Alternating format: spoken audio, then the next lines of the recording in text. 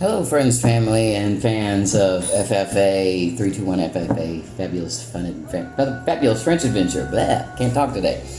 We are we're just sitting down to a game of Scrabble. Amy's taking a little break because she's been studying for her driver's exam.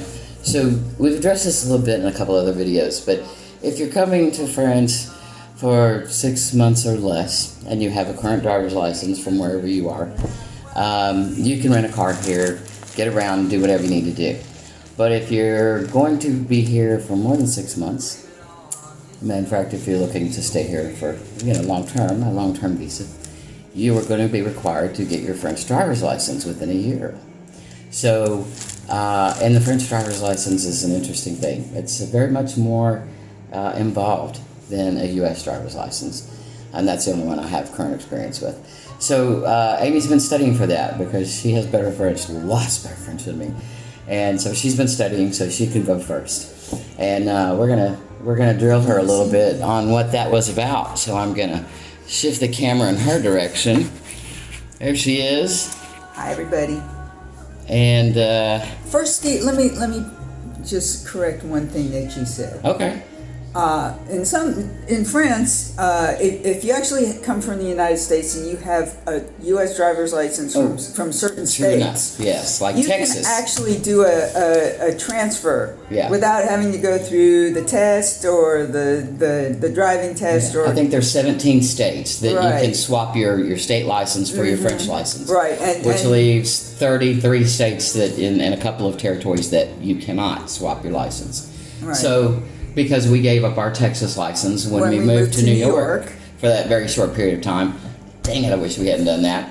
But since we did, Texas has the reciprocal thing, and but New York doesn't. Right, so we're stuck. That is why I am studying for the French driver's license. Right. As somebody who's been driving for over 40 years, well, more than 40 years, I'm okay with it. There's a lot of different rules that you need to learn about.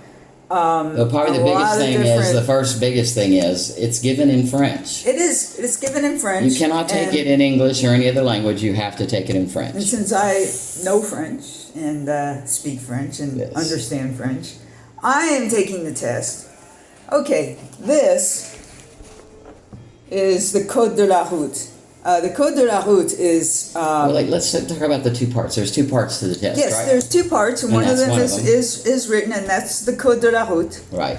And the other one is an actual driving test, where the same as in the United States. Right. But you can't just go and take it on your own, right? No, you have to actually sign up through a driving class, which is something that I found. You can study for it on your own. Right. If you want. Like the book that you've got there, which is what I've been doing. But you can't sign up for it unless you're somehow affiliated with a driving class. Right. And those classes are not cheap. No, they're not. I've seen quotes for the entire class for the getting you through the test and the driving test of almost €1,000. Yeah. Which is about 1,100 US. It's a lot. Good amount of money. And the United States has expensive driving, courses for foreigners, yes, or even for people. Yeah, for young people who are doing it the first time, right. People who are not foreigners. Yes. So the driver's classes, you can study this little book all you want, but when you sign up for the driver's classes, they're going to actually give you things that they want you to study, right? Yes. Right. And then after you study that, you'll be going out and doing some practical driving with those people, right? I believe so. Yes. Right. There's a couple of companies here that are a couple of driving schools here. I've seen them. I've seen their cars out on the road, I've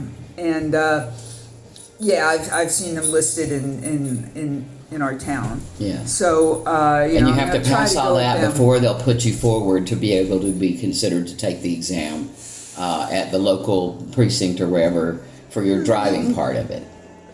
Yes. Yeah. You have to pass the written part. Right. And they'll sign you up for the written part.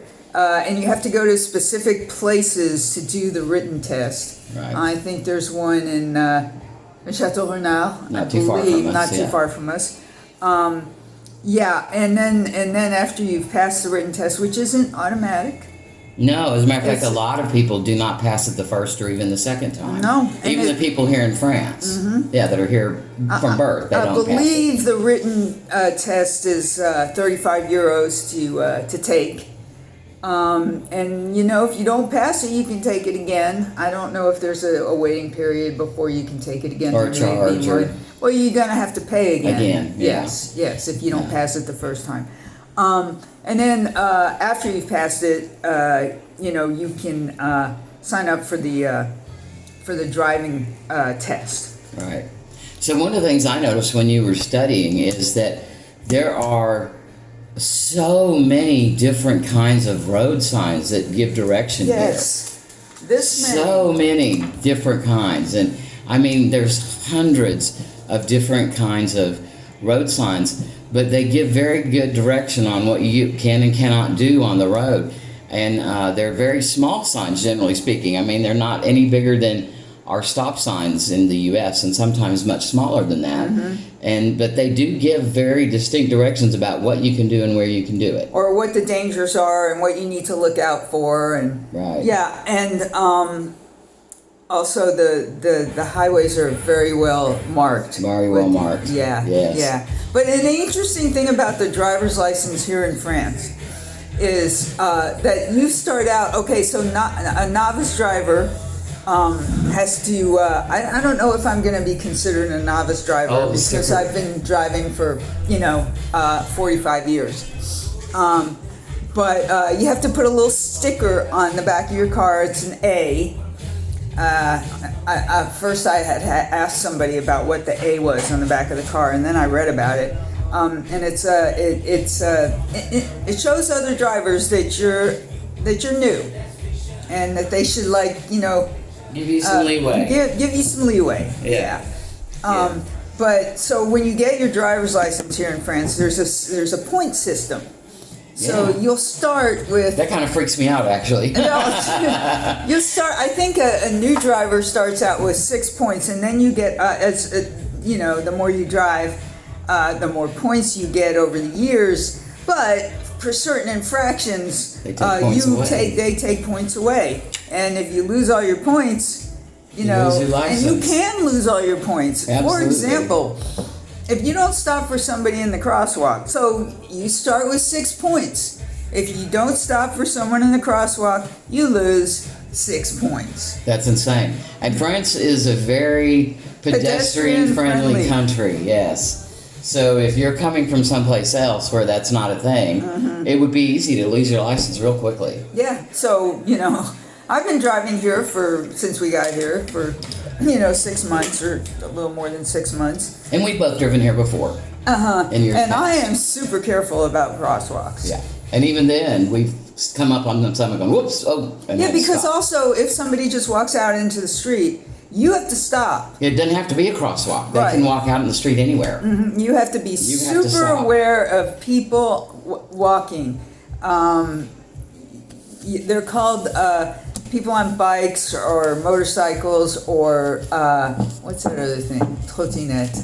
Mopeds, Scooters. yes. Scooters. And of course, children are called vulnerable users of the roadways. Roadways, yeah. And you have to be, as a driver, you must be Extra cautious. extra cautious. Yeah. Anyway, those are some of the things. But yes, this is like 10 pages here of And show them that there's hundreds, there's dozens of signs on each page. That show them that this doesn't really show very well, but there's just dozens of signs, and so it's a very thorough exam they give here. What do you find the most challenging part? What do you think you're going to have the toughest time with? well, they do ask questions on the exam about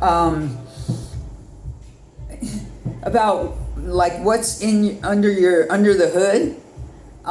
That's different from the U.S. Yeah. And what things that you can take care of yourself and what things you cannot take care of yourself. Like I learned that you cannot take care of the brake fluid. You have to go to The shop to do to do that. The oil. The oil you can do if you want. You have to dispose of it in the proper place. They ask questions about alcohol and what's the alcohol limit. You should know that too. It's different for novice drivers and people who have been driving. It's a different limit. I'm not really concerned for me because I don't drink alcohol, but it's there. Occasional wine. Occasional wine, yeah. But also the things that you have to keep in your car. They don't cars, and we're buying a car, and we'll have a video on that very soon. But they don't come with spare tires here. That's some of them do, but they don't have to. They don't have to. They're not required to come with spare tires, but they are required to come with a safety kit. Yes. Which includes a vest. Yes. And a little flag that you put up if you have an issue. So you have to have in your car one vest, and Safety I think vest. it's orange safety vest. I think it's orange or yellow. I can't remember, but you must have one, and you must have a little triangle that you can because if you come across an accident, you're required, and there's nobody else there, and you see the accident, you're required not only to stop but to secure the area by putting on your blinkers, putting out the warning triangle that that you must have in your car, and then you better have your vest on when you're doing it. Yes. Yeah. So all sorts of new and exciting things about driving in another country. But on the other side of that is it's not impossible. People do it all the time. Lots of expats do it. There's help to help you do it, and you're going to go through this and know that a lot of people don't pass it the first or second time, but most people do eventually pass it, and they drive and they're just fine. And while gas costs a lot more here, everything's so much closer. We had a rental car for 6 months, and we'll put less than 2,000 miles on it, right? 2,000 kilometers. Kilometers, I'm sorry. Yeah, which is less than that. Yeah. So it's nothing that you can't do. It's just something that you have to be prepared for. Right, exactly. So there you go. That's it in a nutshell about getting prepared for taking your driving exam in French.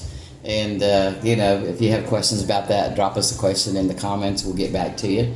And now, on to Scrabble. We're going to get to Scrabble.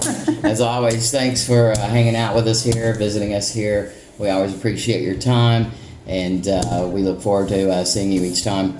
And à bientôt, and au revoir. Au revoir.